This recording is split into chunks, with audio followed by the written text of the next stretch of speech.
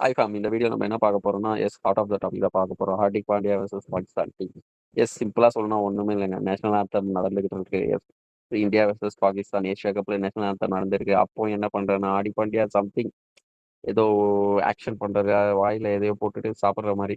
Maybe இது கண்டிப்பா சொல்லப்போனா, இது இந்தியனோட நேஷனல் ஆந்தம் போம்போது ஹார்திக் பாண்டியா இது மாரி பண்ணுவாரான்னா, கண்டிப்பா வாய்ப்பு இல்ல. So he should have respected Pakistan national anthem என்ன பொறுத்தவரைக்கும். நான் இதே தான் சொல்லியிருப்பேன் ஆல்ரெடி ப்ரீவியஸ் வீடியோலயும். பார்க்காம விட்டிருந்தா போய் பாருங்க. ஸோ இது என்ன பொறுத்தவரைக்கும் எப்படி இது இருக்குன்னு பார்த்தீங்கன்னா, சீனியர் பிளேயர்ஸ் ஒரு ரெஸ்பான்சிபிள் சீனியர் பிளேயர்ஸ் இல்லன்னா, ஒரு டீம் இப்படிதான் இருக்கும். ஒரு டீம்ல அட்லீஸ்ட் ஒரு லீடர் ஆஃப் த ஷிப் கண்டிப்பா ரொம்ப முக்கியங்க. அந்த லீடர் ஒழுங்கா இல்லன்னா, இப்படிதான் இருக்கும். நான் சூரியகுமார் ஒழுங்கா இல்லன்னு சொல்லல.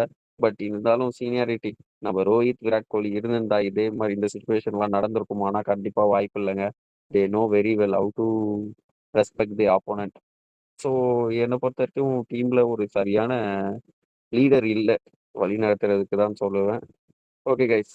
நீங்க உங்க கருத்த ஷேர் பண்ணலாம். சப்போஸ் என்னோட கமெண்ட் உங்களுக்கு பிடிக்கலனாலும் சொல்லலாம். சஜெஸ்ட் பண்ணலாம். சீ யூ நெக்ஸ்ட் வீடியோ. பாய்.